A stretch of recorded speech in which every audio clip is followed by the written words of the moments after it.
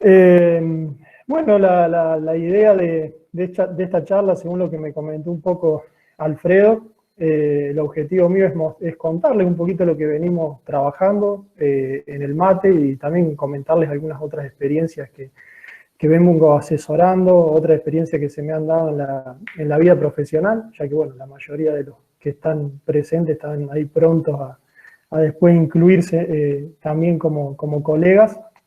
Y bueno, contarles un poquito el contexto del mate en la región y también en el mundo y cómo veo yo esto, ¿no? De la ganadería regenerativa y como puse en el título, el mundo que se nos viene. Este año, como decía Telmo, se ha hecho un poco complicado con todas estas actividades.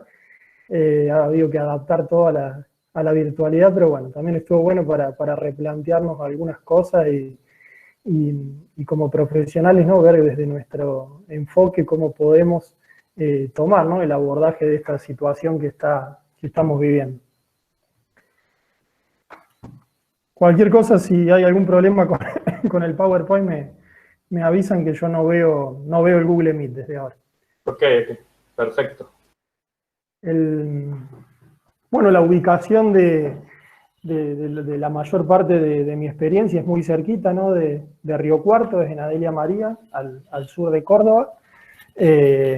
Un clima prácticamente igual que en Ciudad de Río Cuarto, la mayoría deben ser estudiantes de ahí, entonces lo conocen, un clima semiárido a semihúmedo, depende del año, con unos 750 milímetros anuales, concentrado en la primavera-verano. Tenemos un relieve plano y estamos a unos 100 metros sobre el nivel del mar. Este año, bueno, le contaba yo a los profes antes de arrancar, venimos con una sequía espantosa, hace de marzo prácticamente que no llueve y bueno, nos ha hecho, la verdad, que tambalear ahora justo en esta época del año, donde, bueno, después les voy a ir contando cómo es el ciclo productivo, que tenemos los animales, ¿no? Que van a empezar a necesitar buena cantidad de pasto y bueno, se nos vienen terminando las reservas, así que bueno, viene complicado el año en la región en cuanto a la producción de forraje. Nosotros comenzamos con esto en el 2013, entre el 2012 y el 2013. El mate era un campo que estaba el 100% en agricultura.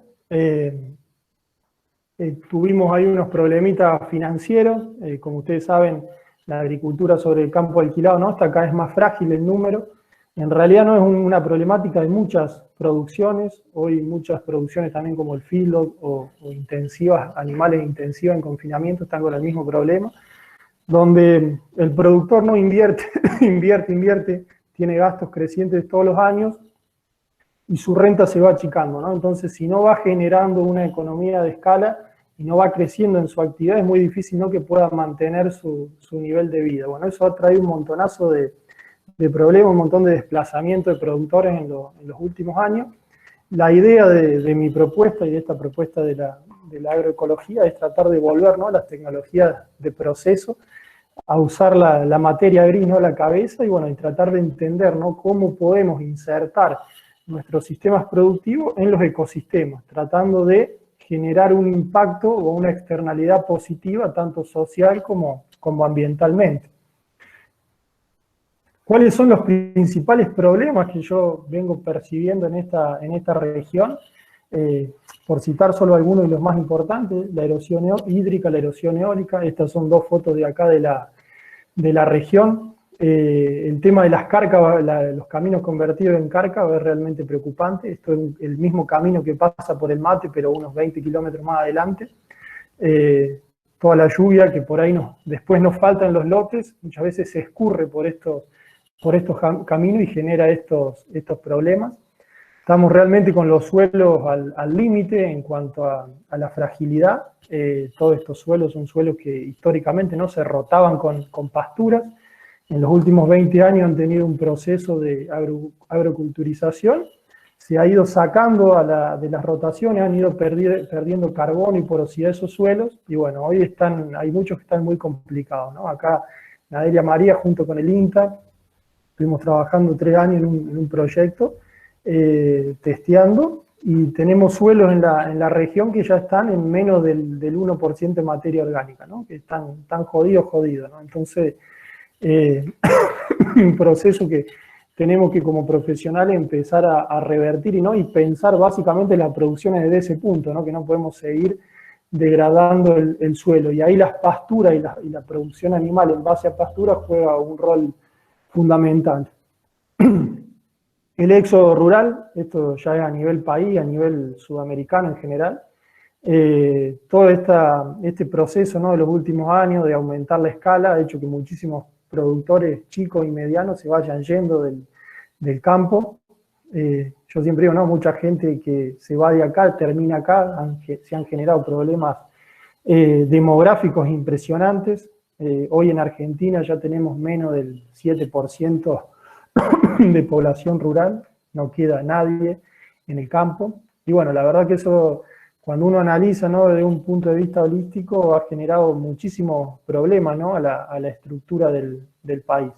Este tipo de sistema, otra de las características que tiene los sistemas agroecológicos es que necesitan la gente en el campo, ¿no? Entonces una buena manera de afincar y de que se dé un proceso inverso, ¿no? Y en muchos países se está dando, ¿no?, un proceso de los neorurales, que se dice, ¿no?, mucha gente de la ciudad que está volviendo a entornos rurales, y creo que esto de la pandemia lo va a intensificar, a un proceso inverso a lo que se venía dando, que mucha gente va a salir de las grandes urbes y va a buscar, ¿no?, otro tipo de vida.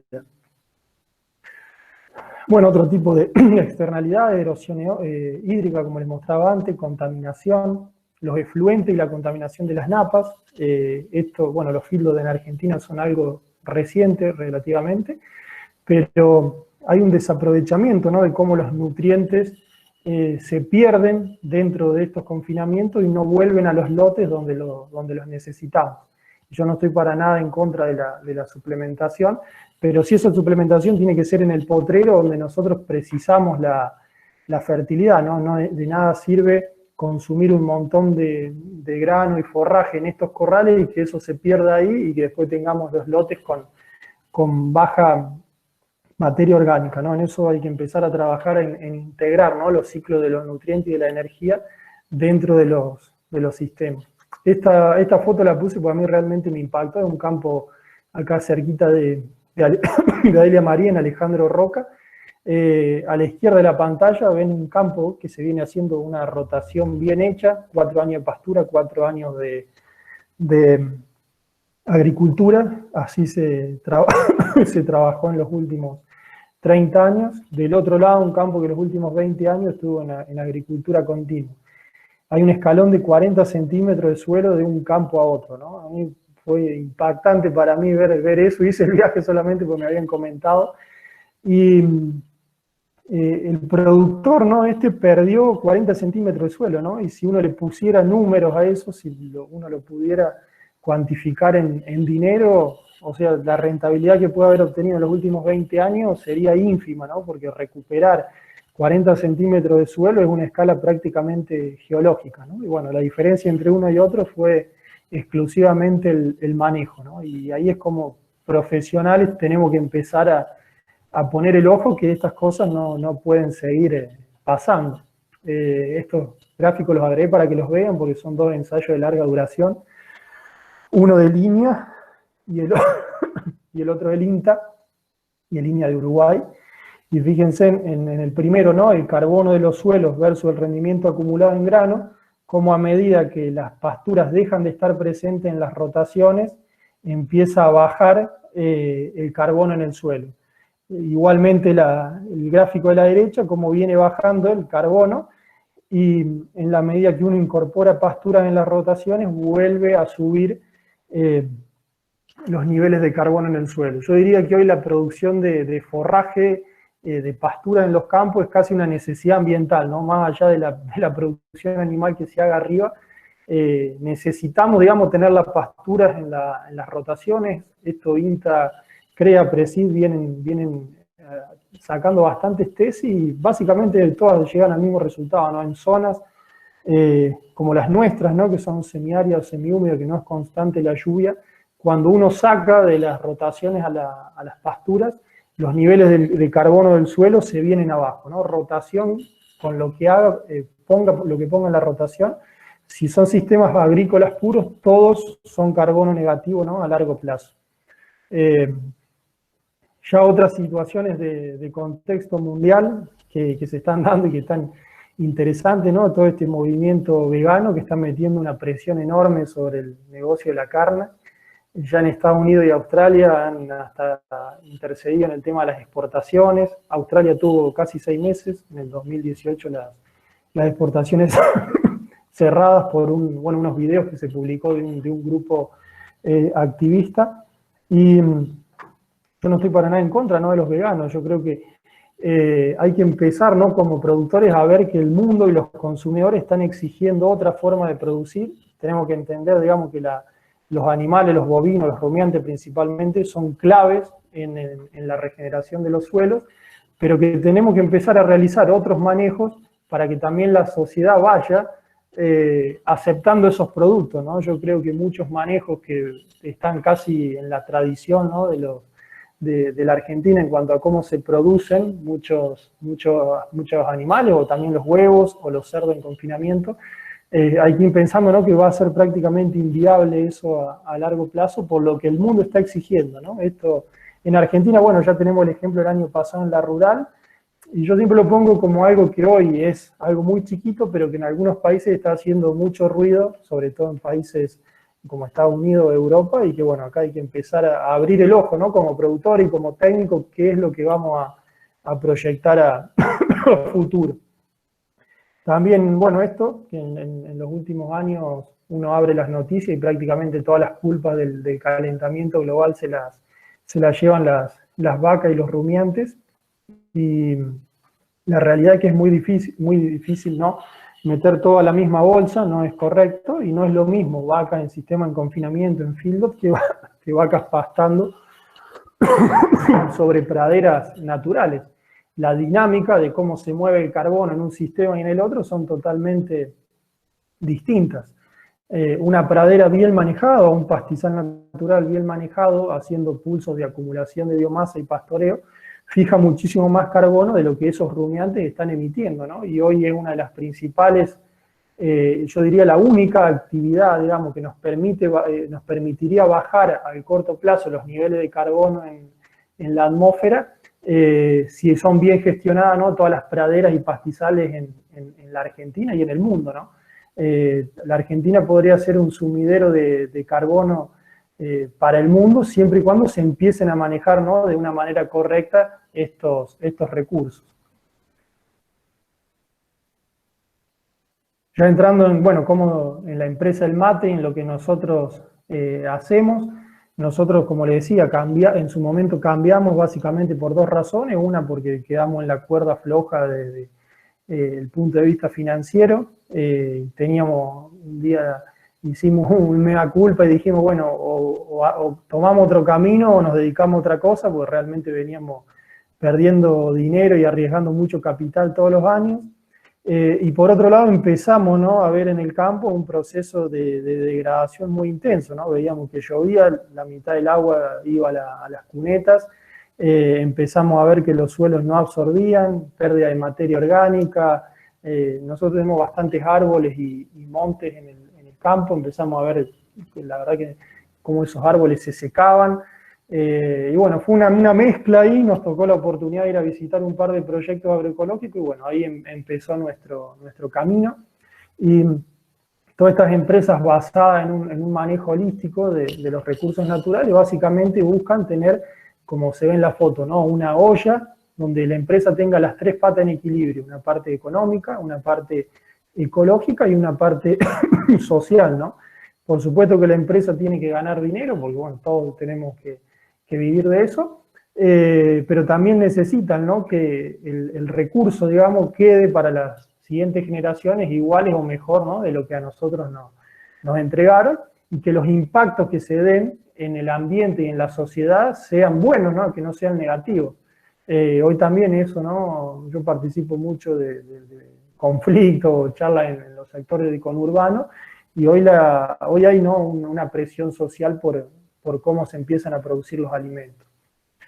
Desde la parte estrictamente económica, todos los negocios agropecuarios, la utilidad, ¿no?, que obtienen de una manera resumida, no es una diferencia entre el ingreso y el egreso. Y dentro del componente ingreso, el precio no lo manejamos nosotros, o sea, no lo maneja el productor, ese viene puesto por el mercado, pero sí nosotros, tranquera adentro, podemos trabajar logrando la máxima producción sostenible por hectárea y disminuyendo los costos, ¿no? La gran ventaja de las tecnologías de proceso, de la agroecología, el pastoreo racional, es que son sistemas de muy bajo costo, ¿no? Entonces, hoy en un contexto donde los commodities, si uno ve un gráfico de los últimos 15 años, vienen a la baja, disminuir costos se ha vuelto una estrategia fundamental como técnico o como productores para poder, ¿no?, mantener las utilidades o mejorarlas. Y para nada significa que tenga que producir menos, ¿no? Pero sí, bajar costos es algo fundamental. Y por ahí, en cuanto a la producción animal, algo importante recalcar es que no miramos tanto la producción individual, sino la producción por hectárea, ¿no? Nos centramos en lograr la máxima producción rentable por hectárea, y no, a mí no me importa si un novillo engorda 1,2 kg o si una vaca me da 60 litros, me importa que esa vaca sea rentable, ¿no? Hoy eso pasa mucho en los tambos, hace poco trabajé en un proyecto lindo, y muchas veces es tanta, digamos, la suplementación de alimento externo que una vaca da 60 litros y tiene 50 de costo, ¿no? Entonces podríamos tener una vaca que dé 20 con 5 de costo y estaríamos teniendo el mismo margen con muchos menos líos, ¿no? Entonces esa es la idea, ¿no? Como técnicos tenemos que tratar que el productor gane dinero al final del día y no importa tanto si produce tantos kilos más o tantos kilos menos, ¿no? El margen es el que manda en ese caso.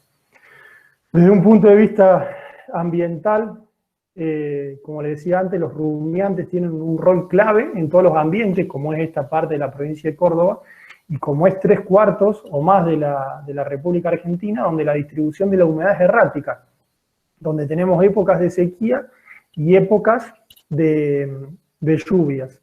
Por ejemplo, es el régimen de lluvias de Adelia María. Fíjense cómo baja, ¿no?, en el invierno, principio del invierno hasta principio de la primavera. Entonces uno sí o sí necesita en este tipo de ambiente tener pastizales o tener praderas y tener herbívoros bien manejados para mantener la fertilidad a largo plazo. Si yo saco de las rotaciones las praderas en este tipo de ambiente, a largo plazo, como pasaban los gráficos, el carbono de los suelos se nos viene abajo.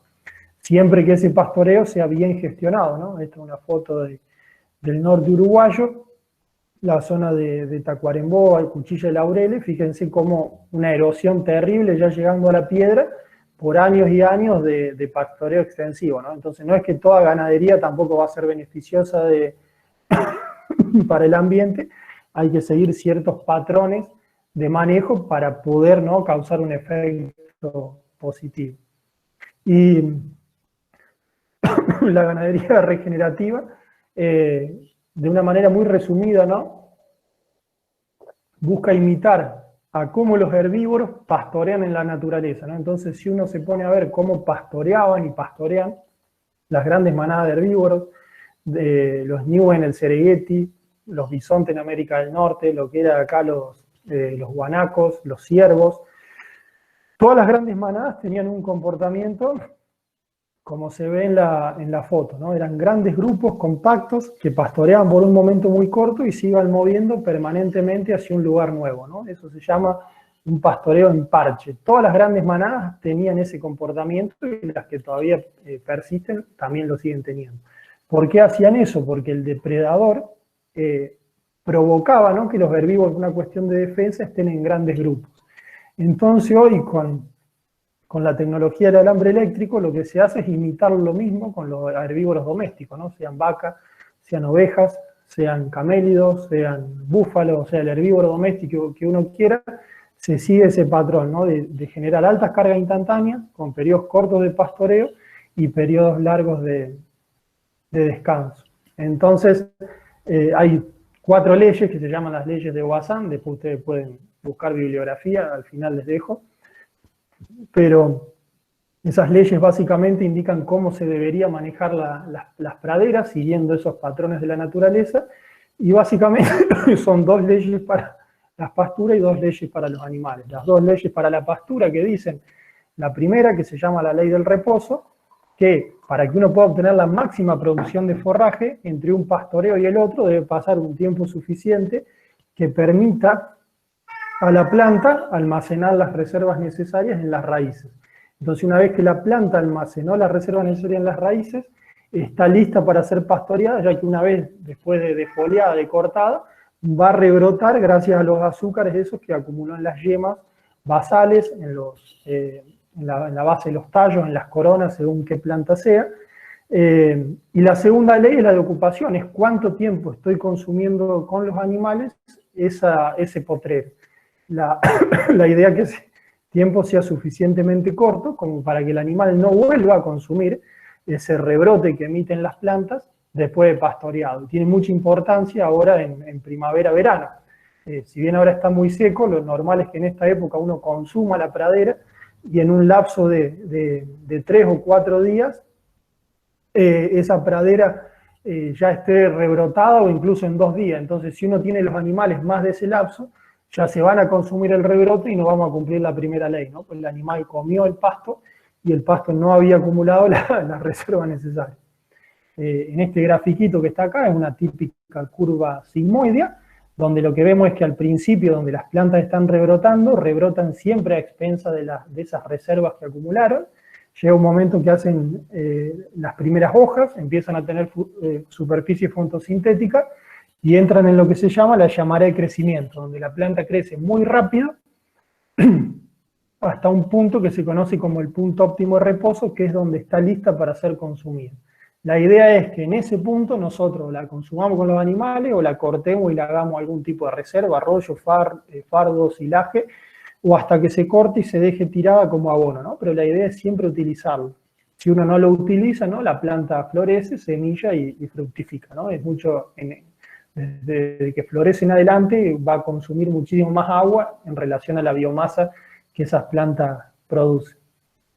Y las otras 2 leyes están referidas a los animales, y básicamente lo que dicen es que mientras nosotros más cortos son los periodos de ocupación que hacemos, menor serrucho de producción obtenemos, ¿no? Entonces, si uno cambia todos los días, la producción va a ser muy pareja, ¿no? Porque los animales van a estar comiendo todos los días la misma calidad.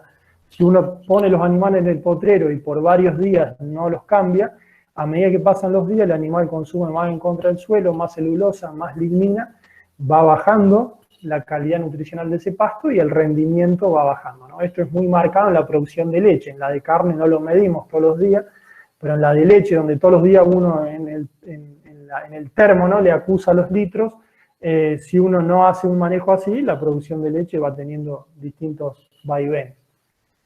Pero básicamente, digamos, estas 2 leyes, que es altas cargas instantáneas, tiempos cortos de ocupación y descansos largos, ¿no? Para lo que es la región de Río Cuarto, Delia María, más o menos los tiempos que nosotros tenemos, lo que hemos visto como promedios en estos años, son tiempos máximos de descanso. En invierno, donde hay helada, frío, días cortos, de hasta 130, 140 días, un año tan seco como este. Y en primavera-verano, donde la dinámica de crecimiento es totalmente distinta, donde hay humedad, donde los días son largos, donde hace calor, hasta en 30, 35 días, muchas veces la pradera ya se recuperó y está lista para ser consumida. El sistema productivo, digamos, del mate, en su momento empezó como un sistema de cría, y hoy mutamos hacia la invernada para copiar un poquito con la demanda la curva de producción de pasto, ¿no? Entonces nosotros compramos y tenemos también producción propia de ternero. Entran los terneros en marzo, esos terneros se van haciendo novillos, y cuando llega esta época que los terneros ya van aumentando de peso, nos coincide con la explosión del pasto, y esos terneros en marzo ya deberían estar en el peso de salida, ¿no? Que estamos sacando animales de entre 410 y 420 kilos, ¿no? Una forma de ajustar la oferta a la demanda a la oferta, ¿no? En la producción de cría, que uno precisa mucho más constante, ¿no? la demanda, nos llevaba muchísimo más inversión en reservas, ¿no? De transferir muchísimo más forraje de primavera a verano al otoño-invierno. Siguiendo con los, creo que alguien tiene el micrófono abierto.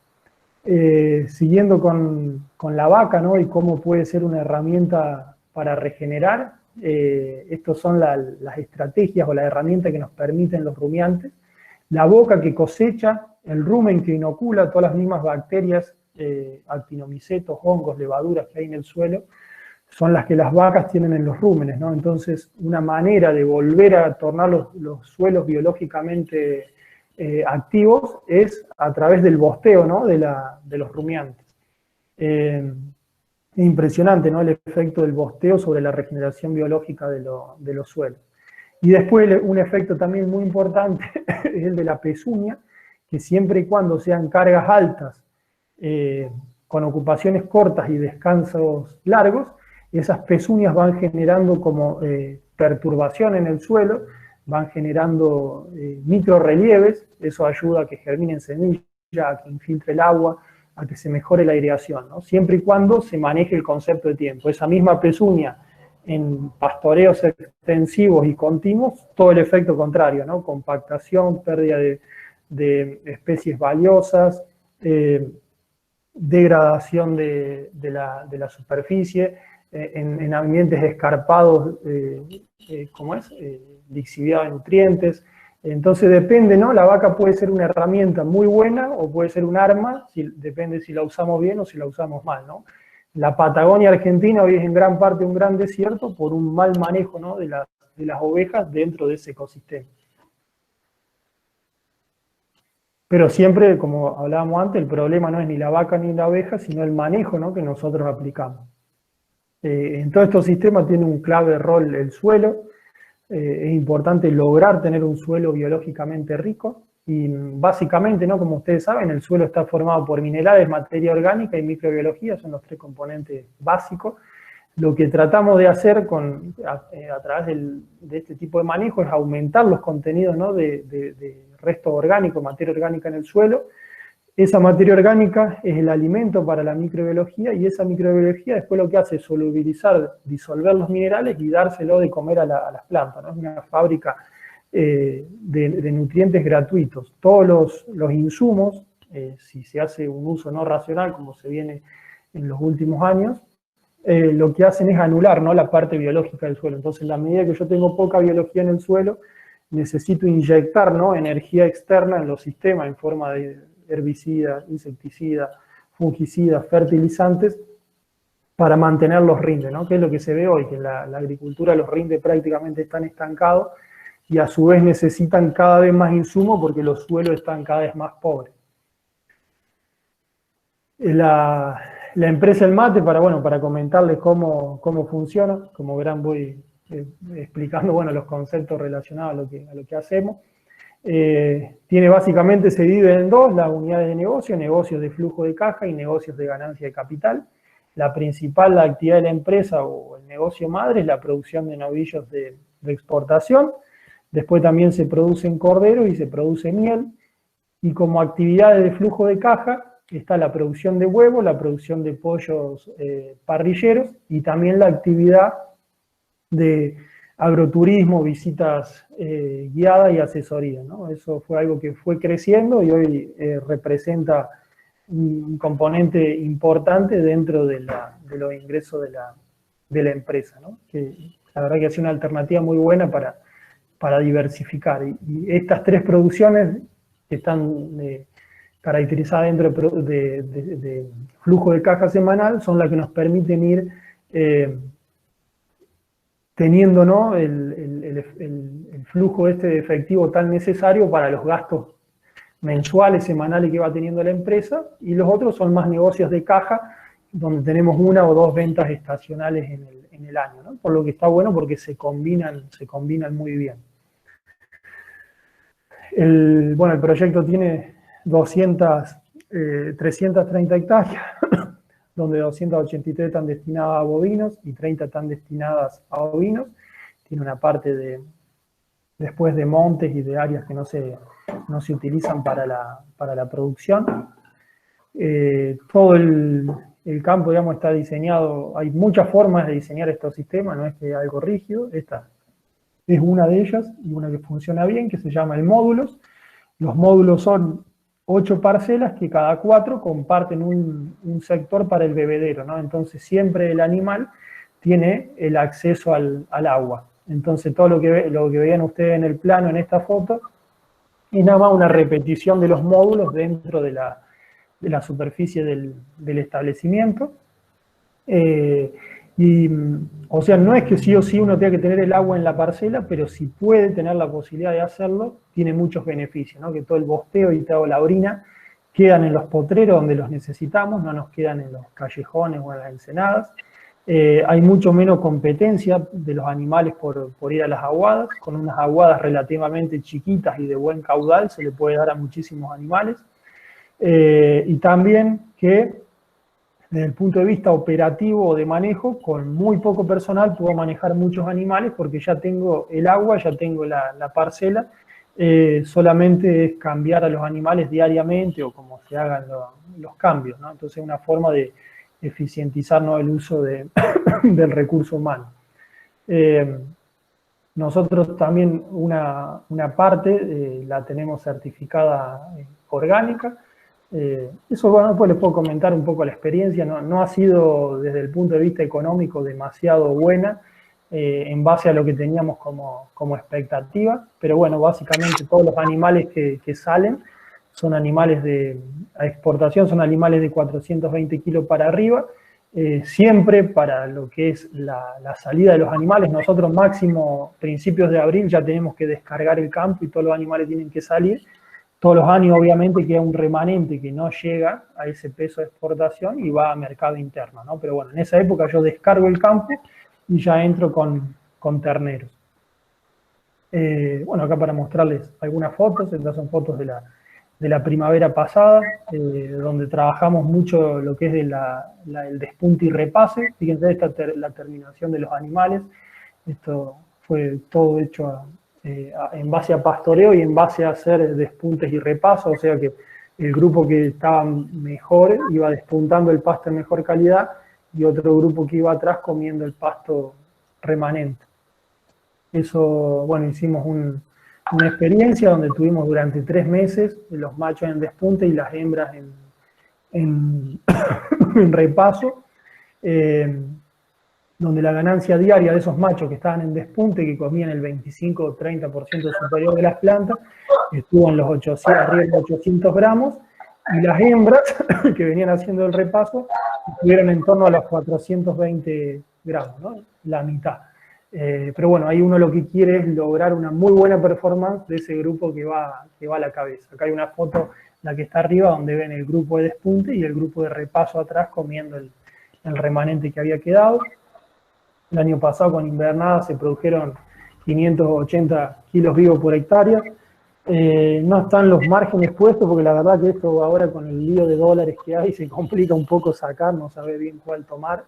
Y en pesos tenía que actualizarlo. Bueno, no tuve tiempo, pero me tengo que poner a sacarlo, ¿no? Hoy la verdad que es complicado sacar márgenes y comparar a su vez con otros países, otras regiones, porque tenemos, nunca se sabe, ¿no?, qué dólar es el que habría que tomar. También tenemos un proyecto ovino dentro del campo, que básicamente lo mismo que expliqué para lo que es vacunos, se trabaja en ovinos, ¿no? El mismo concepto, siempre el concepto es altas cargas, descansos largos, ocupaciones cortas. Básicamente lo que se hace es un ciclo donde las ovejas se encarneran entre marzo y abril y paren todas entre agosto y septiembre. Y los corderos tratamos de tenerlos listos, o una buena parte, para la venta durante lo que es de Navidad en adelante, ¿no? Tratamos de sacar un cordero semipesado, que la canal pese unos 15 a 20 kilos, y donde nuestro principal mercado es toda la región del turismo de Córdoba, también algo de turismo, de consumo regional, y también acá en Adelia María se vende una buena cantidad ya faenado. Ahora estamos con un poquito una reconversión de lo que es la parte ovina, porque vendimos gran parte de las madres para a partir del año que viene armar una cabaña de una raza que se llama Dorpel, ya que tenemos muy buena venta de borregas todos los años y a buen precio, entonces bueno, teníamos idea de mejorar, ¿no?, todo el plantel y esas hembras que sean de esa raza, que es una raza que no hay que esquilarla, y que acá en lo que es esta región es un problema el tema de la esquila porque no hay mano de obra. Entonces la idea es, bueno, poder en unos años absorber toda la majada a esta raza, a la raza Dorpel. Nosotros veníamos trabajando una raza que es Texel, que también es bien carnicera, y bueno, no tener que lidiar tanto con el problema de la esquila. Las instalaciones son prácticamente igual, los módulos de 8, nada más que está adaptado a lo que es ovino, donde hay 3 alambres, uno a 20, uno a 40 y uno a 70, donde el último no tiene corriente, tienen los 2 superiores corriente, el otro es masa, y se usa un electrificador de más potencia, ¿no? El ovino necesita, por la lana, que la aísla de la corriente eléctrica, electrificadores de mucho mayor potencia. Acá ven alguna foto de lo que es la aparición. Esto la verdad que tuvimos muchísimos errores de que empezamos, los últimos años venimos haciendo bien, no teníamos prácticamente experiencia en la producción ovina. Le digo para los que, bueno, estén ahí a punto de recibirse, si alguno quiere hacer un proyecto con ovinos, hoy la provincia de Córdoba, dentro de la provincia de Córdoba hay una ley que se llama la ley ovina, donde da un crédito 0% de interés y con un plazo largo, donde, bueno, está bueno el que se quiere iniciar a esto porque los proyectos salen, es algo que, de las pocas cosas que se manejan bien, pero son bien asignados los recursos, y una posibilidad que prácticamente gratis uno se puede armar de una majada y comenzar a producir ovino. El año pasado, bueno, se produjeron 515 kilos vivos por hectárea y tuvimos una señalada de 113. La señalada vino subiendo, empezamos abajo del 80 y bueno, el último año fue lo que le decía, 113. Todavía estamos bajos porque por las razas que usamos y por los que comen, deberíamos estar en 120 señalada, ¿no?, por el porcentaje de melliceras que hay, que muchas veces es alto. Una falencia que seguimos teniendo es que en las ovejas melliceras muchas veces abandona a uno de las crías. En cuanto a, bueno, a las otras 2 producciones que les mencionaba, la producción avícola y la producción tanto de pollo como de huevo, surgió por la necesidad de tener un negocio que mejorara el flujo de caja, ¿no? Ustedes saben que, como les contaba, tanto los corderos como los novillos, o en el momento que teníamos cría lo mismo, era algo bastante estacional, ¿no? Teníamos 2 meses donde se vendía prácticamente todo, y muchas veces, si bien los márgenes eran buenos, teníamos déficit en esto, en tener un flujo constante de caja en la empresa. Entonces esto nos permitió tener ciclos muy cortos de producción, ya que, bueno, son ciclos de 60 días en los parrilleros y las gallinas ponedoras, una vez que arrancan a poner, es todos los días, ¿no?, la recolección de los huevos. Entonces eso permite, ¿no?, que el dinero se mueva mucho más rápido que en los sistemas ganaderos. Y también, para el que quiere emprender algo, son sistemas que requieren muchísima menos inversión y que tienen retorno muchísimo más rápido que una producción de cría, por ejemplo, ¿no?, que hasta el tercer año prácticamente no ves un peso, ¿no?, si empezás de cero. Son jaulas móviles donde lo que se hace es el mismo concepto que hablábamos antes, son jaulas móviles donde los pollos van pastoreando adentro y que todos los días se mueven a un sector nuevo. Los pollos, aparte de la ración de granos, consumen pastos, con eso se baja el consumo de granos y se logra un producto de mucha mejor calidad, ¿no?, porque obviamente no viven, como es en las naves industriales, 60 días sobre su propio excremento. El ciclo empieza con pollitos bebés, esos pollitos a los 15-20 días ya salen al sistema de las jaulas móviles, y después esas jaulas todos los días se van moviendo a un sector nuevo hasta el momento de la faena. Ahí le dejo algunas imágenes y planitos para el que le interese. Obviamente todo lo que es producción de aves, sea pavos, sea pollos, sea gallinas, pollo en sus diferentes razas. Nosotros ahora estamos produciendo el doble pechuga y otro pollo campero, que bueno, encontramos un mercado ahí de la parte gastronómica. Todos necesitan, ¿no?, obviamente su ración de grano porque no son rumiantes. Lo que hace la pastura es bajar el porcentaje de granos que consumen y mejorar, ¿no?, la calidad del producto final, ¿no? Estos pollos están al aire libre, toman sol, reciben aire fresco y todos los días se comen, ¿no?, la porción de ensalada fresca. Acá ven cómo pastorean, realmente pastorean igual que un bovino, se consumen todo el pasto diariamente. En cuanto a las pasturas que mejor resultado tienen para lo que es la producción de aves, son las pasturas en base a leguminosas. Las otras las comen también, pero por lejos las leguminosas y la alfalfa principalmente es la que mejor funciona. Todas nuestras praderas son una mezcla polifítica de gramíneas con leguminosas. Tenemos la mezcla que venimos usando es 6-7 kilos de alfalfa por hectárea, 1 kilo de lotus corniculatus, medio kilo de trébol blanco y después 15 kilos, 5 festucas, 5 cebadilla y 5 pastobillo.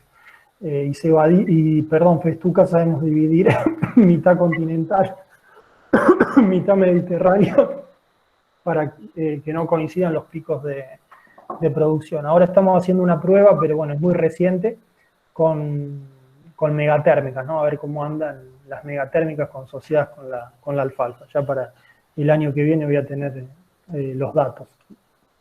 Y bueno, esto es cómo se presentan los pollos para la venta. Todo lo que es producción de aves, tanto huevos como pollos, se vende todo directo al consumidor. En Adelia María y en la zona de Río Cuarto, ¿no? Y parte de los corderos también. En Adelia María tenemos una habilitación municipal para comercializar todo lo que es corderos y pollos ya faenados. Y lo que es huevos también, bueno, eso ya tenemos habilitación provincial para comercializarlos.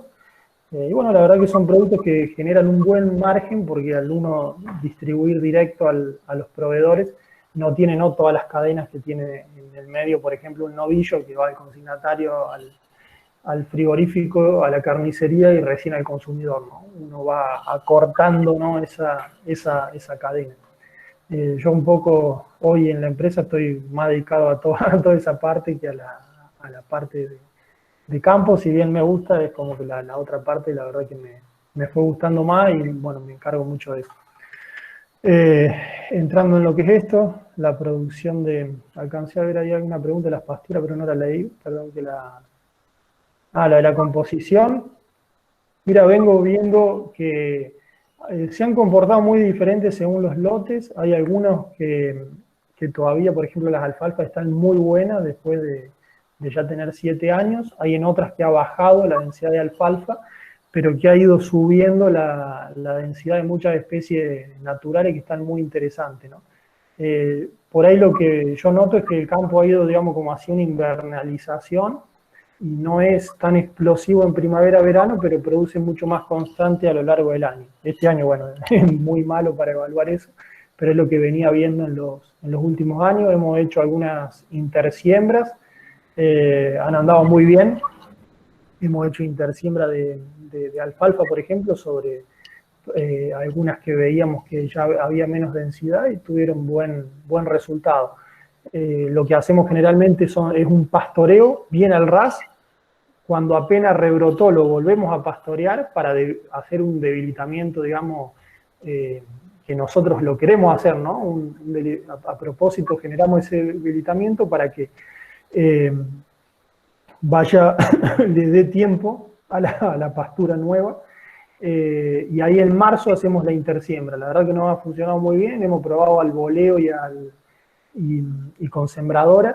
Este año teníamos unos lotes sembrados que a su vez le habíamos incorporado vicia, estábamos haciendo bastantes pruebas. Bueno, después no llovió nunca más después de marzo y fracasó, pero bueno, son todas experiencias que vamos tratando de hacer todos los años.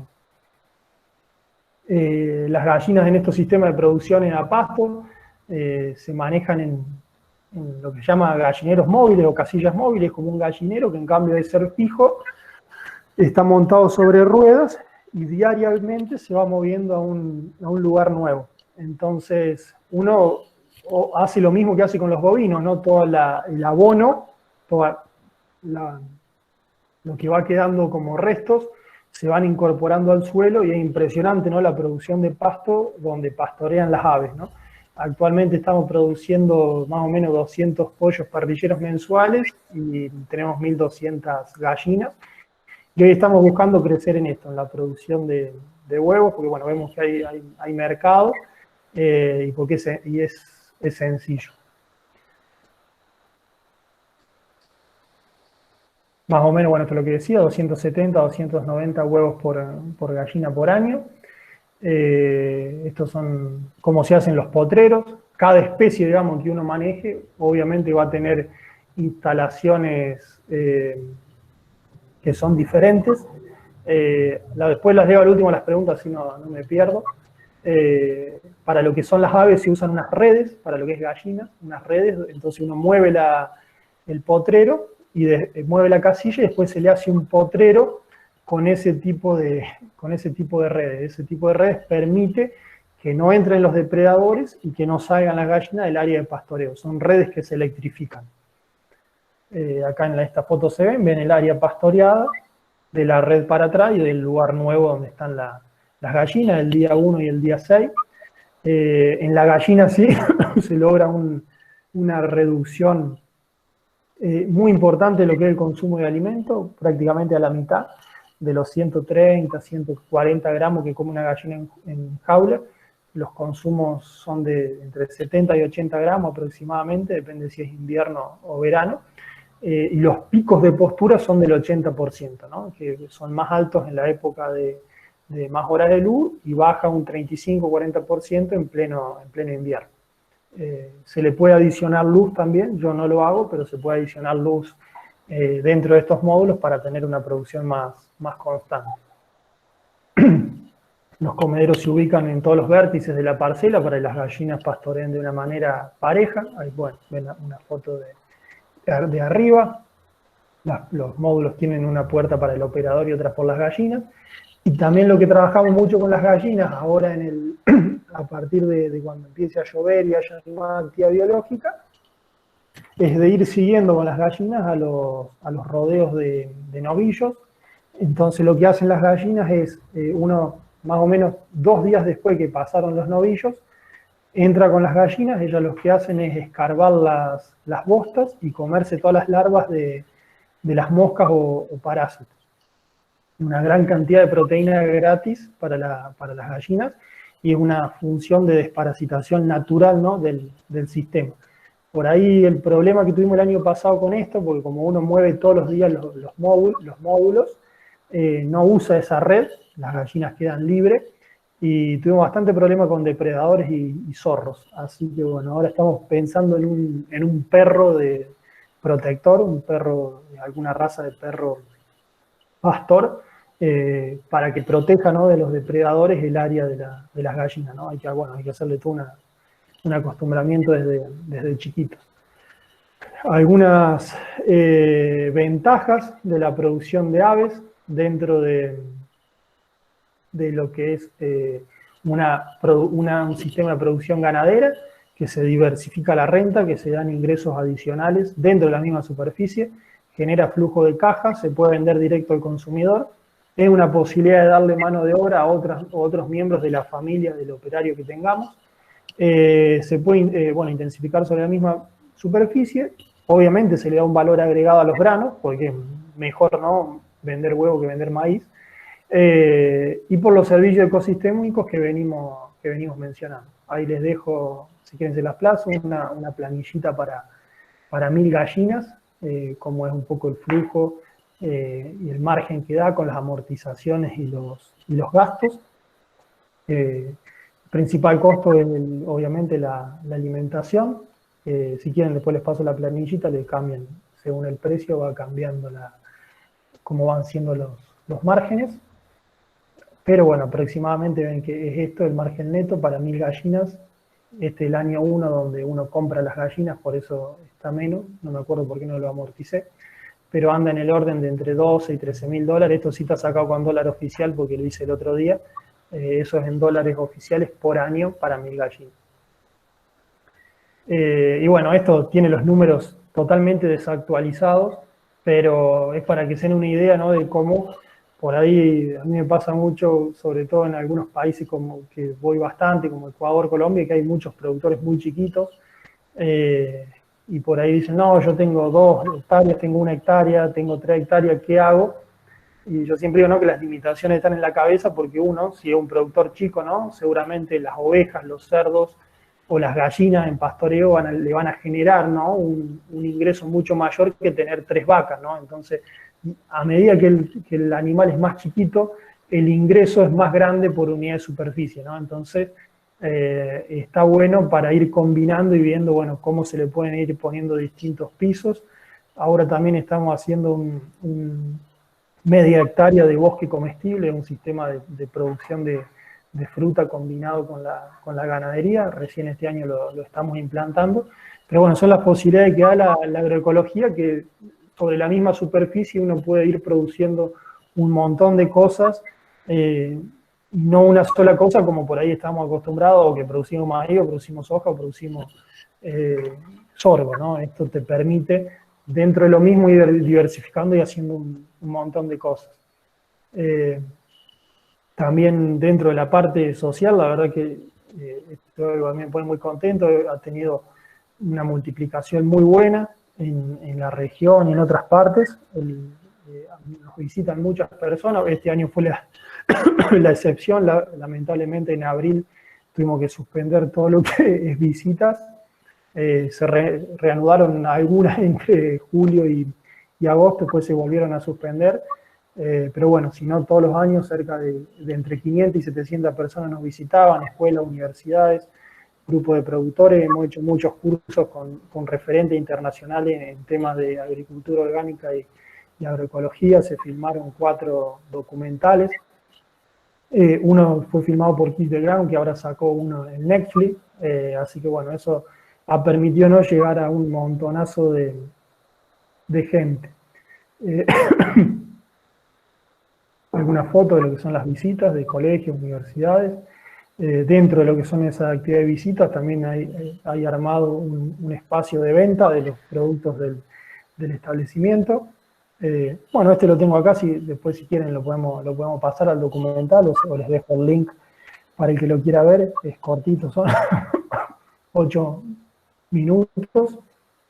Y bueno, este es el libro que bueno, mencionó Alfredo, es un libro que escribimos con un amigo uruguayo, un referente de allá, que la verdad que bueno, fue por ahí mi mentor, y después terminamos escribiendo esto juntos, que bueno, para mí fue un gran gusto. Salió bueno a la venta hace poco, la verdad que tuvo re buena repercusión, va más de 3.000 ejemplares vendidos. Así que bueno, espero haber sido claro, perdón por la tos, realmente no me da mala garganta. Y quedo ahora a disposición para responder todas las preguntas que haya. Muchísimas gracias, Bruno. Muy interesante y didáctico y demostrativo la presentación. Y creo que de esto van a surgir un montón de preguntas, de inquietudes o de iniciarse en este tipo de actividad. Quiero pedir disculpas a la gente porque nosotros teníamos pensado que la capacidad eran 250 personas, pero parece que lo han reducido, así que el límite fue 100, así que pedimos disculpas a los demás, pero agradezco también a los compañeros que han podido retransmitir por Zoom esta charla, a la gente que no ha podido ingresar. De todos modos, les decimos que ha quedado grabada y después le vamos a pasar el link correspondiente. Es ajeno a nuestra situación el tema del límite de gente, porque han llamado muchos y preguntado el tema de por qué no podían ingresar, pero es ajena a la nuestra. Entonces, ahora creo que hay unas cuantas preguntas y que los chicos la van a poder ver y poder interactuar. y bueno, vos descansar un poco el tema de la voz. Así que les pido a algunos de los compañeros que vayan leyendo en orden de cómo fueron sucediéndose las preguntas, o si ya alguno quiere hacer algún tipo de comentario. Bueno, no sé si quieren que yo lea las preguntas, si no, o si alguien tiene algo para decir antes, Elmo, Juli, Sí. lo demás. Yo, la verdad, felicitarte porque, bueno, fue muy buena la presentación. Creo que es un sistema súper interesante. Tiene un montón de cosas. Todo está pensado en el mínimo detalle, todo está calculado, todo está medido, entonces me parece que es algo, en muchos casos, novedoso para muchos. Pero me parece muy interesante todo lo que presentaste. Me quedó por ahí un poco la inquietud de la pastura, de cómo estaba constituida bien, y por otro lado, ¿por qué llegan a esa mezcla a raíz de varias pruebas, supongo? ¿O es lo que realmente los convenció de seguir haciendo esa mezcla que vienen realizando? O cuál es el objetivo por el cual siguen haciendo siempre la misma, digamos. Escuché que estaban haciendo otra prueba con alguna media térmica, pero de la mezcla que vos mencionaste, primero, ¿cuáles eran bien? Porque me faltaron algunas, y por qué siguen eligiendo la misma. Esa era mi duda. Buenísimo. O sea, la que generalmente hacemos, que ha sufrido algunas modificaciones, pero que a grandes rasgos ha sido siempre la misma, es 7 kilos de alfalfa como leguminosa, 1 kilo de Lotus corniculatus y medio de trébol blanco, y después 15 kilos de gramínea, donde generalmente ponemos festuca, cebadilla y pastobillo. Algunas veces probamos con ryegrass, lo que veíamos es que por ahí el primer año teníamos buena producción, pero después se terminaba perdiendo todo al segundo año. Probamos con el anual y con el perenne, sobre todo cuando viene años muy, muy secos. Y por ahí la idea es que sea una pradera bien polifítica. Por ahí, yo siempre digo, ¿no? A los animales, al igual que a nosotros, les gusta comer una diversidad de especies, y hace que el rumen funcione mucho más en equilibrio, también por una cuestión de reducir los problemas de timpanismo, y principalmente las gramíneas por una cuestión de suelo, ¿no? Si, o sea, uno miraría solamente la parte productiva, capaz que en esta zona decir, bueno, sembrás mucho más alfalfa y después le pones alguna gramínea, pero realmente el efecto que hacen las raíces de las gramíneas sobre el suelo es muy bueno. Y las alfalfas puras, uno lo que ve es que, si bien, bueno, exudan un montón, ¿no?, de sustancia al suelo y tienen un efecto descompactador, no te genera lo que genera, ¿no?, la cabellera esa de la gramínea, que te afloja y te va generando granulación, ¿no?, en los agregados del suelo. Pero no es que para nada esta es una fórmula, ¿no? Nosotros vamos viendo, y lo que hemos visto también es que, por ejemplo, este año, que fue terrible la sequía, la que salva las papas sí, es la alfalfa, y las otras se han muerto. A mí me ha llamado la atención con la sequía este año, se han muerto matas viejas que uno veía muy establecidas de festuca o de otras plantas, bien descansadas y todo, y que vos las ves que tienen algún rebrotecito y sacar la raíz, y muchas se secaron, ¿no? Entonces, la alfalfa sigue siendo clave, ¿no?, en nuestra región, como un componente de la pradera. Después hemos visto también que si tenemos demasiada alfalfa, nos pasamos mucho más de los 8 kilos, es como que las especies naturales le cuesta mucho más aparecer, ¿no? En cambio, si no hay una densidad inicial tan grande, aparece mucho pasto miel, hemos visto setaria, varias especies de verano, mucha cebadilla de la que es criolla, o la que no es que uno la implanta. Entonces, bueno, uno va tratando de lograr una mezcla de todas las especies que sean, digamos, que sean forrajeables, y que sea bien diversa, y muchas veces en cada ambiente del campo una coloniza más que la otra, ¿no? Tenemos bajos que, por ejemplo, están llenos de trébol blanco, Tenemos lugares donde la festuca, uno ve y es pura festuca, y otro lado donde hay más pastovillo. Entonces como que cada una también va agarrando su nicho. Claro. Y la mezcla de media térmica que estaban probando, ¿cuáles son las que están, las especies? Esas probamos una con, no me sale el nombre, es Digitaria, y la otra que es la que es parecida al pasto miel, me borró el nombre. El Paspalum. ¿Dilatatum o notatum? Sí, no, es Dilatatum. Esa... Pastorqueta o pasto miel. Sí, que bueno, la habíamos sembrado bien temprano, en febrero, para que le dé las horas de calor que precisaba, y con idea que ahora en la primavera terminara de establecerse, y también teníamos pensado hacer otra prueba ahora en primavera, pero bueno, la verdad que después no llovió más y quedó un poco ahí en el tintero el resultado. Pero sí estuve el año pasado recorriendo unos campos en San Luis donde habían hecho unas consociaciones de Paspalum, Digitaria y alfalfa, y la verdad que me gustó muchísimo como estrategia por ahí para el verano, para en poca superficie poder tener una carga bien alta y descansar mejor las gramíneas de otoño en otras partes del campo. Perfecto. Voy haciendo las preguntas. Sí, vale.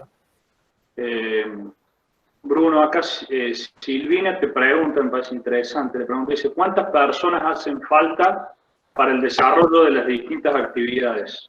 Es decir, ¿cuántas personas trabajan?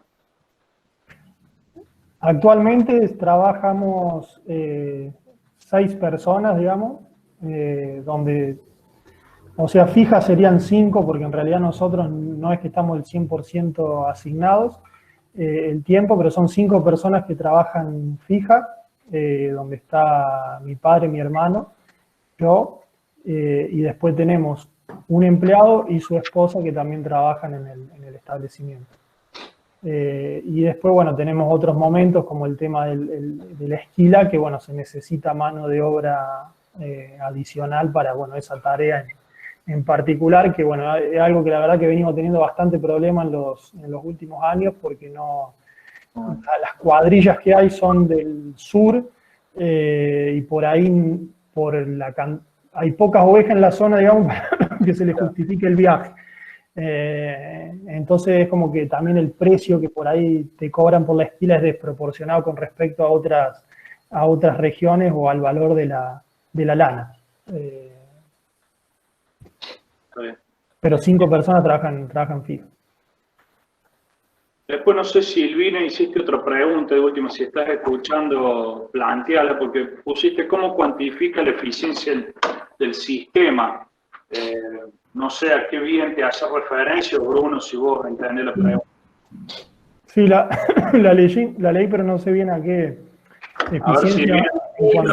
Estuvimos viendo en producción bovina de carne, por ejemplo, que se miden distintos tipos de no sé, la eficiencia de stock o la ganancia de peso o cómo sabes que estás haciendo las cosas bien. Evidentemente funciona porque se ve que está todo bien, pero si tenés algún dato preciso, si haces algún tipo de cuantificación. Sí, o sea, lo que calculamos es la producción de carne por hectárea, ¿no? Que es el dato que mostré. Otros años veníamos calculando algunas otras cosas, pero es como que ese fue el que seguimos haciendo todos los años, ¿no? La producción de kilos. La eficiencia de stock, la verdad que no la he tenido calculada. Sí me acuerdo que cuando cambiamos, obviamente, de cría a invernada, eso mejoró bastante, ¿no? Es más, nos mejoró bastante también los márgenes, porque también pudimos reducir bastante horas hombre que insume, ¿no?, la cría respecto a la ganadería. Y es para decirlo que la verdad que es mucho más simple el manejo del sistema haciendo invernada o recría que haciendo cría. Tú sabes que ahí me surge otra pregunta, Bruno, y era con respecto a eso. Que yo me imaginaba, digamos, cuando vos planteaste ese cambio que hicieron de la cría a la recría, digo, te iba a preguntar, ¿cuán dificultoso te fue manejar vacas con cría al pie en superficies tan chicas, ¿no? En parcelas tan chicas. Sí, tiene sus inconvenientes. Tomando, digamos, los manejos adecuados, funciona. Nosotros, yo siempre digo, hicimos una colección de cagadas en los primeros 2 años con la cría, porque por ahí los que habíamos ido a ver o en su momento nos asesoraron, por ahí nos dijeron, metan carga que no hay problema con las crías.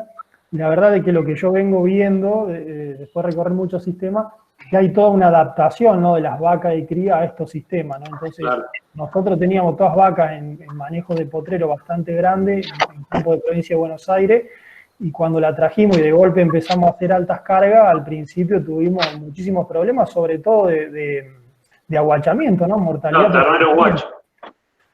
Así que por ahí lo que fuimos cambiando es, y como recomendación siempre hago, es al momento del parto, digamos, subdividir los rodeos y no manejar mucho más en potreros, por ejemplo, de la superficie que nosotros tenemos, que son potreros de entre 1 y 2 hectáreas, no manejar mucho más de 200 vacas, y si son vaquillonas, 140, 150, no más que eso, y por ahí para la época de los partos, tener más subgrupos, o sea, más subdividido el rodeo, tener ocupaciones un poquito más largas, en cambio de 1 día o 2 días, tener de 3 días, y siempre mover en parcelas contiguas, ¿no? Ahí te olvidás de irte de un lado al otro, ¿no? Claro. Priorizás al ternero, ¿no? Nosotros siempre vamos saltando, buscando cuál es el potrero que está en punto óptimo. Por ahí, si uno lo que hace es cría para esa época de parto, es como que tenés que dejar planificado que en cierto sector van a estar rotando cada grupo y no hacer movimientos largos porque se arma un lío de terneros. Lo que vi este año, el año pasado, en Uruguay, que me gustó mucho, por ahí nuestra superficie es chica, digamos, para hacer eso, pero en campos grandes para cría anda muy bien, es que tienen un potrero grande de parición, la llevan a parir ahí, y semanalmente apartan las que tienen ya terneros de 15, 20 días, y esas las van reincorporando al rotativo. Entonces ya es un ternero que, bueno, en la jerga del campo, no, ya está durito, sigue a la madre, mamó, y ya agarra mucho más el sistema, pero con los terneros, los primeros 15 días de los terneros son críticos en cuanto a eso que me consultás, ¿no? Y por ahí si uno se pasa de vuelta con la carga o de mover mucho, hay problemas grandes de aguachamiento. Buenísimo. Después, cuando las vacas se van acostumbrando, ¿no? Uno veía que después de 2 o 3 años, las mismas vacas ya se comportaban totalmente distintas, ¿no? Y hoy hay todo un concepto en la ganadería regenerativa relacionado al biotipo animal, que muchos empiezan a seleccionar vacas adaptadas a este tipo de pastoreo, ¿no? Porque, bueno, implica que coman por ahí hasta abajo, que por ahí se reduce la calidad sobre algunos tipos de pasto. Entonces, no es, digamos, que de un día para el otro se cambia y se soluciona todo, ¿no? Hay que ir haciendo una adaptación también de los animales al sistema. Hay Martín Tosco, pregunta que creo que le respondiste, pero de última, si le puedo repetir, dice, ¿qué impacto tiene el pisoteo si genera algún problema significativo? Un poco lo dijiste en la charla, pero estaría bueno que lo repitas. Claro, el pisoteo genera problemas siempre que los tiempos de ocupación sean largos. En la medida que uno genera impactos bien cortos, esa perturbación pasa a ser beneficiosa. Lo único que hay que tener cuidado son los días de lluvia, que ahí sí el impacto es grande. Y bueno, lo que hay que hacer es, si uno llueve, donde empieza uno a ver que se arma ese típico pisadero, cambiar de potrero. Entonces las vacas se ponen a comer y no caminan. Las vacas generalmente, si están con poca comida, empiezan a caminar y rompen.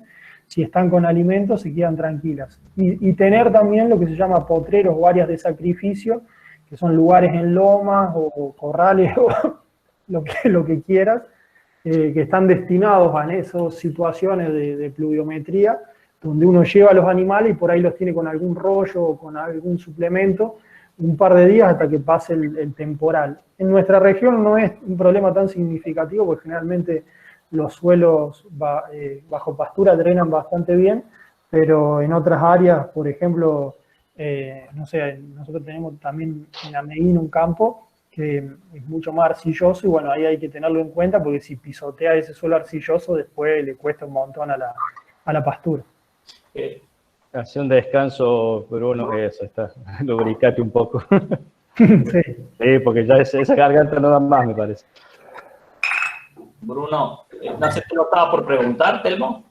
No, si no hago alguna valoración, porque creo que relacionado a eso, hablaste de los tiempos de ocupación y con la cantidad de parcelas o superficie, ¿cuáles serían los tiempos de descanso, de reposo?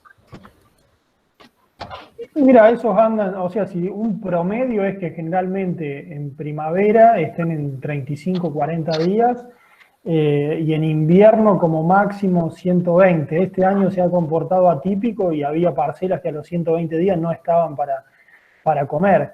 Es muy variable también dependiendo de las condiciones ambientales y dependiendo del lugar donde estemos, ¿no? Uno ve al norte de Argentina o en las partes tropicales, a lo mejor tienen 30 días y ya están volviendo y precisan menos parcelas. Acá, por el invierno que tenemos, que es seco y es frío, precisamos, ¿no?, tener un buen número para poder durante el invierno dar la vuelta. Bien.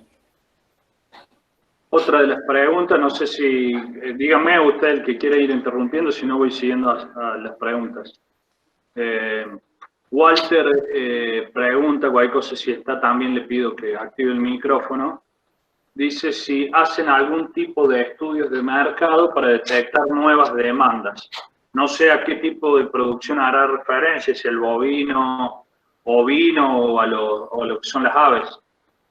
No, la verdad que nunca hemos hecho estudio de mercado. Sí, por ejemplo, en las aves siempre hemos ido creciendo en base a la demanda.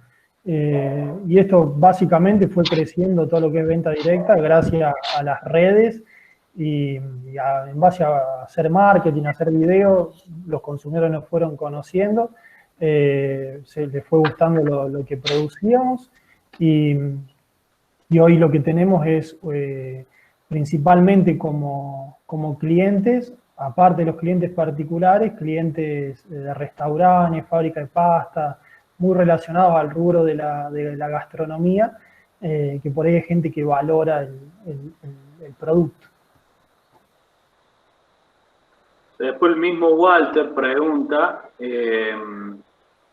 ¿cómo es la comercialización en el tema de ovinos y aviar? Dice si tienen sala de faena o cómo hacen. Sí, tenemos una sala de faena acá en el mismo campo, o sea, está habilitada lo que es faena para Adelia María, dentro del eje urbano Adelia María. O sea, no puedo legalmente ir a vender esto a Río Cuarto, digamos. Sí los huevos, no lo que es pollos y corderos. Esto venimos, bueno, trabajando hace unos cuantos años con el INTI para lograr algo, pero bueno, la verdad que SENASA viene poniendo muchos palos en la rueda. La verdad que hoy te digo, y muchas veces me preguntan, y es un tema que es para replantear, es el tema de burocracia en Argentina con cualquier proyecto que quieras hacer. Te vuelven loco con el tema de habilitaciones, preguntás en un lado te dicen una cosa, preguntás en el otro te dicen otra. Es muy engorroso y por ahí hoy yo creo que en todo este tipo de sistema la parte de producción, o sea, está totalmente solucionada. Hoy el gran cuello de botella está en la comercialización. Para intercalar alguna otra pregunta ahí, a lo mejor, Bruno, en forma directa o indirectamente, ¿tienen medidas de evaluación de la productividad de las pasturas? Porque con esa pastura polifítica quizá a lo mejor no en forma directa, pero podés hacer una evaluación indirecta de la producción. Es una pregunta para que los chicos tengan una noción acerca del rendimiento de esta pastura polifítica en ese ambiente. Sí, mira, lo que vimos es que los primeros 3 años generalmente con la alfalfa se pasaron bien los 15.000 kilos de materia seca hectárea. Y después del tercer año vemos como que se estabiliza entre 11 y 12.000 kilos por hectárea.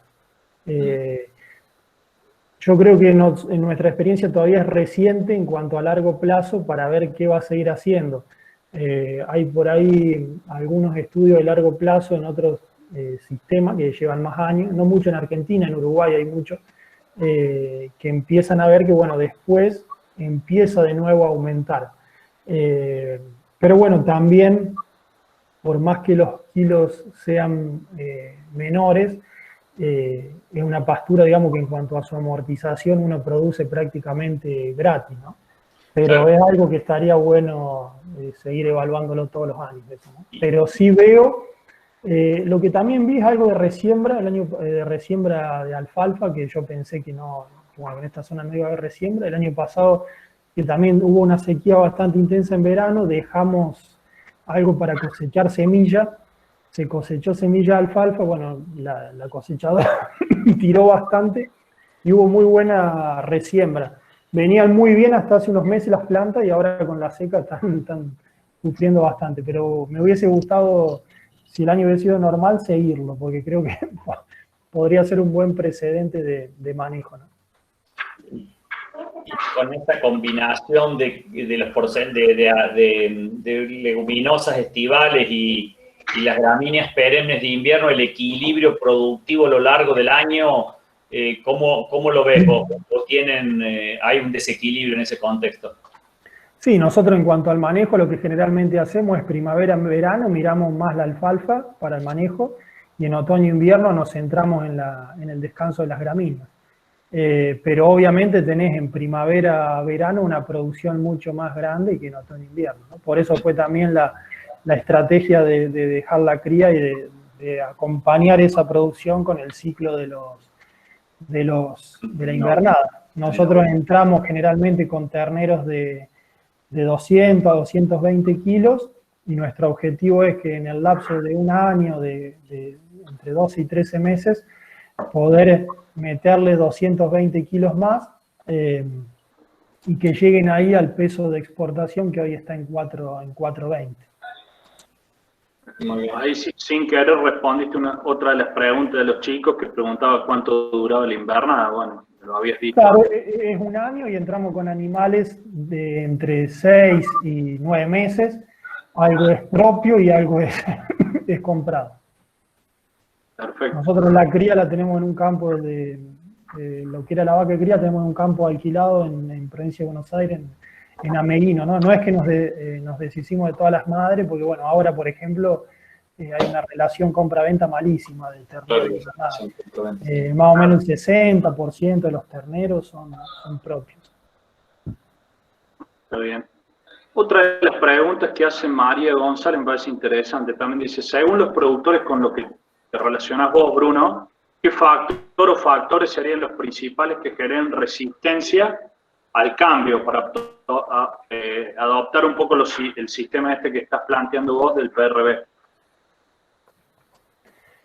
Yo no sé si, digamos, si hay tantos, o sea, la falta de información creo que es uno, y esto es algo más general de la agroecología, no te diría específicamente del PRB, pero por ahí es como que todas las líneas de investigación fueron hacia otro lado, y esto al ser sistema que prácticamente no hay muchos insumos o cosas que se le pueda vender al productor, vos nunca vas a ver que tengas muchos auspiciantes o cosas para armar congresos sobre esto, ¿no? Entonces, lo que sí está bueno que en las universidades vengo viendo que se le ha empezado a dar más difusión en los últimos años. Algunas universidades ya tienen cátedras de agroecología, pero básicamente una falta de información con respecto a la existencia del sistema y por ahí también, personalmente, al principio por ahí cuando yo venía de toda la vida de estudiar otra cosa y también de hacer otra cosa en el campo, imagínate que era todo soja, por ahí ese cambio, ¿no? de paradigma, ¿viste? Es como todo cambio al ser humano, ¿no? Te molesta. Hasta que, bueno, uno puede replantearlo y ver que, bueno, existe esta otra posibilidad. Y después, bueno, hoy la verdad que hay que decirlo, una de las limitantes que yo veo en Argentina es el tema de la mano de obra para la ganadería, ¿no? Está complejo, ¿no? Está complejo, principalmente por una cuestión estatal de que no hay caminos, no hay electricidad, no hay wifi, o sea, es desastroso la parte de comunicación en cuanto al sector rural argentino, ¿no? Si uno ve los países como Australia, Estados Unidos, Nueva Zelanda, que son países que realmente le dan atención a su población rural, tienen colectivos que le pasan a buscar a los chicos para llevarlos a la escuela, tienen caminos, se conectan a internet de la misma forma que te conectan en la ciudad, y acá yendo, digamos, en el camino del mate llueven 20 milímetros y no pasás, ¿no? Entonces, mira, yo me empiezo a enojar cuando hablo de esto, ¿no? Porque el otro día me invitaron a un plenario, ¿no? Que estaban, bueno, todos diputados, ¿no? Y bueno, unos discursos hermosos, liberadores, pero después nadie pone, ¿no? Para mejorar toda esta infraestructura, ¿no? Otra de las preguntas, Bruno, que creo que también le respondiste, pero bueno, de última, si tenés para acotar algo más, dice, ¿cómo saber cuándo es el mejor momento para entrar a una pastura polifítica? Y si se tiene en cuenta la morfofisiología de la especie, que un poco lo dijiste, que en primavera-verano miran más la alfalfa y en otoño-invierno miran un poco más la gramínea. No sé si... Sí, eso no dista, digamos, de los conceptos, ¿no? Que uno viene manejando. Se trata de entrar en alfalfa después del 10% de floración. Yo por ahí, por el timpanismo, siempre prefiero entrar 20, 25, y más vale hacer un despunte. Y después en lo que es, bueno, en la alfalfa en el invierno también mirar rebrotes basales, y ya hay nuevas tandas de tallo apareciendo. Y en lo que es gramínea, básicamente dos cosas: mirar cuando empiecen a encañar, a espigar. No todo tiene que estar encañado, sino que uno empieza a ver las primeras espigas, y también viendo la senescencia de hojas basales, ¿no? Cuando uno levanta la mata y ve que las hojas de más abajo están secando, ¿no? Es momento de ingreso. Después, obviamente, que no es matemática y que al ser praderas polifíticas va cambiando un poquito cómo se maneja cada una. Eso que decís vos es lo que hacemos acá con respecto a este tipo de pradera, y por ejemplo en Ameguino, donde es un campo natural, donde si uno se pone a contar hay 20, 30 especies como mínimo, lo que hicimos una vez fue un muestreo, tratamos de elegir cuáles eran las especies más valiosas para nosotros, y el manejo lo centramos en esas especies, digamos. Entonces cuando esas están, comemos, estén como estén las otras. Entonces lo que uno va logrando con los años es que esas sean las más predominantes después dentro del pastizal a través que pasan los años.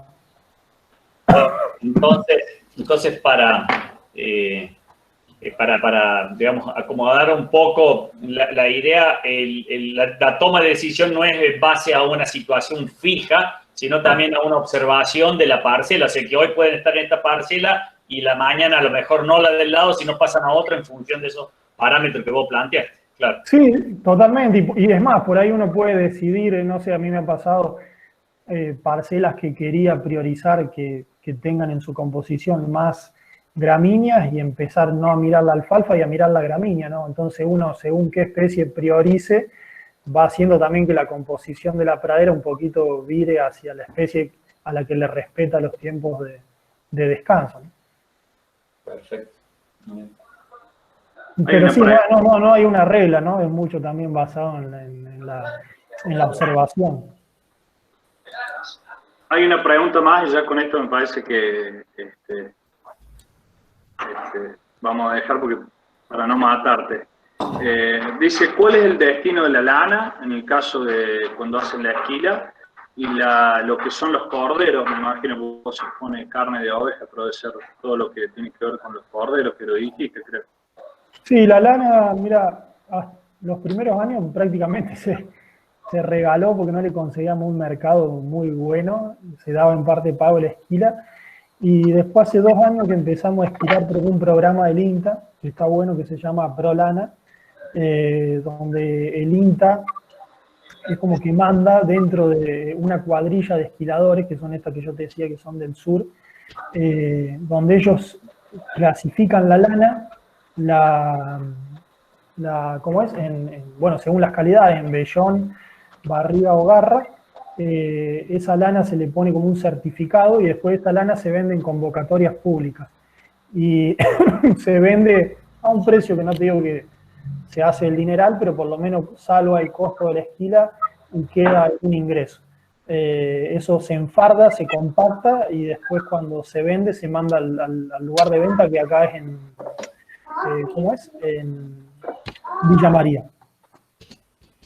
Alfredo, ¿querés hacer la pregunta que tenías pendiente o la leo? No, preguntale ahí como guste allá para darle final, porque está medio complicado el tema de la garganta. No hay problema. Decía Alfredo que cómo es la confección de reservas, rollos, si es complejo o no, una pastura polifítica que es la que tienen ustedes. Mira, eso trabajamos con un contratista que tiene acondicionadora y con eso la verdad que anda muy bien, no hemos tenido problemas y generalmente lo que hacemos es todo rollo. Por ahí algún año se ha hecho silaje de pastura, este año habíamos hecho algo porque había una alfalfa que estaban muy buenas para silaje, pero si no, todo prácticamente rollo, porque después al momento de darlo generalmente se da desenrollado adentro de los potreros, entonces por una facilidad de manejo. Bueno, y una última, la base de este sistema de pastoreo Boacén tiene que ver con la resiliencia, ¿no es cierto? Un poco esta cuestión. ¿Ya lo has observado en el establecimiento? ¿Ya hay una resiliencia de este sistema? Sí, no, obviamente que en un país que generalmente tiene contextos económicos tan cambiantes y que a su vez está en una zona donde uno tiene estas sequías, por ejemplo, que se están dando ahora, que no es la única, yo lo que veo es que, bueno, si bien uno a lo mejor no logra todos los años un margen igual que la agricultura, si uno hace una mirada de 7 años para atrás y saca cuánto fue el margen todos los años, generalmente le va a ganar a la agricultura porque, o sea, como toda producción animal, ¿no? En ese sentido, si uno hace un buen manejo es mucho menos riesgosa. Y después también al tener los costos bajos, ayuda a que, bueno, cuando hay todos estos líos, uno no tenga que estar tan dependiente como en la agricultura en una subida o bajada, ¿no? Hoy por ahí sí veo que en la zona, sobre todo algunos productores de tambo que trabajan sobre campos alquilados, o tienen cierta superficie alquilada, el productor que alquila, digamos, para ganadería con precios agrícolas, como la leche o la carne, tardan un poco en actualizar los precios o se mueve más lento esa actualización de precios, por ahí tienen ahí un efecto, ¿no?, cambiario que jode bastante, ¿no?, porque bueno, los granos ajustan enseguida. Pero de nuestra parte, la verdad que vivimos 200% más tranquilos que cuando teníamos agricultura, ¿no? Por lo menos nos levantamos para ir al campo y no al banco. Bueno, muchas gracias. Bueno, creo que has respondido a todas las inquietudes, a todas las consultas y las preguntas. Ha sido muy interesante tu presentación. No sé si los colegas, compañeros quieren hacer algo, o si no, un agradecimiento. Sí, si me permitís, Alfredo, realmente hacer una valoración, ¿no? Reforzar lo que dijo Julieta, lo que estás diciendo vos. Realmente, Bruno, felicitarte porque, y bueno, y contarle a los chicos que cuando uno camina por los suelos de esas pasturas se siente algo distinto, ¿no? Y no voy a olvidar nunca la anécdota que una vez tu papá me hizo cruzar un alambre a un lote donde había una isleta, y me dijo, mira, en este lote se hace agricultura de hace años, y ahí vos realmente lo veías, digamos, veías que caminar por esos suelos es una cosa distinta, ¿no? Toda una simple anécdota. Y bueno, y realmente creo que le dejas un buen mensaje a los chicos, ¿no? Porque Creo que romper paradigmas es bueno.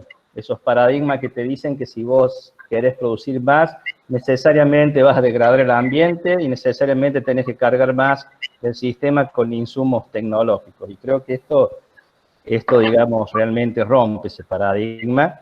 Y el hecho de pararse desde el lado del ambiente, yo creo que es muy meritorio. Pararse del otro lado, es decir, producir, pero conservando el ambiente y bajando la carga de insumos. Yo creo que para los chicos es un mensaje muy bueno eso, y ese desafío que vos te propusiste, creo que como profesional, también es muy meritorio, porque estás luchando contra varias corrientes, y te debe pasar que hay corrientes más clásicas que te deben cuestionar mucho, te deben preguntar, te deben pedir resultados a corto plazo, y yo creo que estos sistemas son resultados más bien a largo plazo, ¿no? Entonces creo que es muy meritorio lo que has hecho de pararte del lado del ambiente, que yo creo que eso es un mensaje muy bueno para los chicos. Sí, eso Telmo, no, es clave lo que decís, porque, o sea, yo siempre digo, ¿no?, que hay que empezar a entender, o sea, que los tiempos nuestros no son los tiempos de la naturaleza, ¿no? Entonces, exacto. A mí me pasa muchas veces con productores, ¿no? Viste, que uno, bueno, cuenta todo esto. Bueno, yo no tuve tiempo de hablar de escarabajo, lombrices, muchas cosas, pero a lo mejor acostumbrado a campañas agrícolas, quieren ver una población de lombrices después que se me da la pastura, ¿no? Entonces, exacto, bueno, esto lleva tiempo. Pero bueno, o sea, muchas veces también es difícil comparar, yo digo, sistemas agroecológicos y sistemas convencionales, porque los primeros años del agroecológico son para solucionar todas las cagadas que veníamos haciendo, ¿no? Entonces, claro, por ahí para comparar hay que arrancar de sistemas que realmente ya estén trabajando hace unos años, que ya tengan un suelo con una dinámica de biología y de nutrientes bien... ¿cómo es? Establecido. En ese contexto, este es un sistema típico para la gente de economía circular, donde un sistema aporta al otro y viceversa, y hay una complejidad, digamos, bastante importante, pero se complementan en esa situación que se plantea. Y otra cosa importante, y está en las redes sociales, en todos lados, no sé si fue el año pasado o el anteaño pasado, el video que subieron en las redes de 120 milímetros que había caído en Adelia María y que estaba sobre la pastura polifítica de ahí, y se observaba esto que vos planteás, el mundo biológico del suelo por las lombrices y todos los demás biofauna del suelo, cómo podía permitir el ingreso del agua, que es un factor fundamental de que el agua infiltre y que eso repercute en la productividad de las pasturas.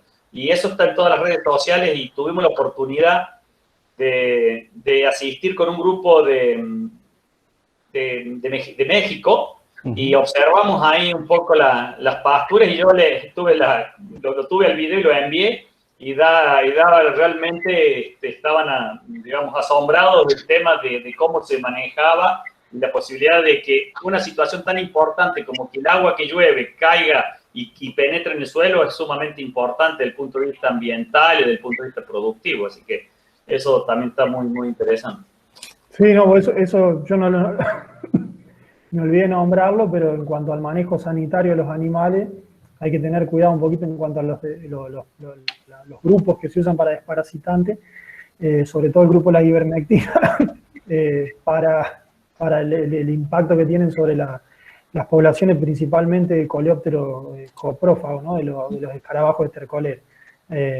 Entonces, bueno, ese también es un punto más, que un veterinario por ahí podría asesorar mejor, pero es algo también a trabajar en los sistemas ganaderos para, bueno, poder que todas esas poblaciones aumenten rápidamente en el ambiente, ¿no? Bueno, Bruno, 1:44 de hablando. Después nos va a pasar la factura de todas las acetamol y el jarabe. Así que, en nombre de la comunidad y del grupo de trabajo de manejo de pastura, agradecido nuevamente por tu gentileza de brindarnos. Así que no sé si los chicos quieren decir algo, si no... No, yo por ahí pensaba que si quedan algunas preguntas o inquietudes, él en la presentación vos pusiste el mail del lugar, entonces cualquier... Claro, cualquier cosa se pueden contactar con él por ahí. Y bueno, de nuevo agradecerte, la verdad que varios de los mensajes que están ahí es esto de por ahí abrir un poco la cabeza hacia a una cuestión algo diferente. Por ahí siempre pienso cuando conozco veo este sistema y lo vuelvo a escuchar, es ese clic. Qué difícil en ese momento haber tomado la decisión desde lo que se venía haciendo, que ya era rutinario y ya lo sabían hacer, hacia algo nuevo. Entonces también creo que eso es un ejemplo en diferentes facetas de la vida, digamos. Pero creo que está bueno conocer cosas diferentes, distintas, y la vuelta que le pudieron dar al sistema que tenían anteriormente, ¿no? Creo que los ha beneficiado en muchos sentidos a la empresa familiar que pudieron formar. Y felicitaciones nuevamente por la presentación y a pesar de los inconvenientes de salud. No, bueno, muchas gracias a ustedes. A mí me encanta hablar, la verdad que yo por mí hablo todo el día. Así que no hay drama, siempre a disposición. Y bueno, ahí está mi mail y el que quiera por ahí o por las redes, el Mate Alimentos Agroecológicos, se contacta y bueno, cualquier duda que haya quedado la podemos resolver por ahí. Bueno, ahí lo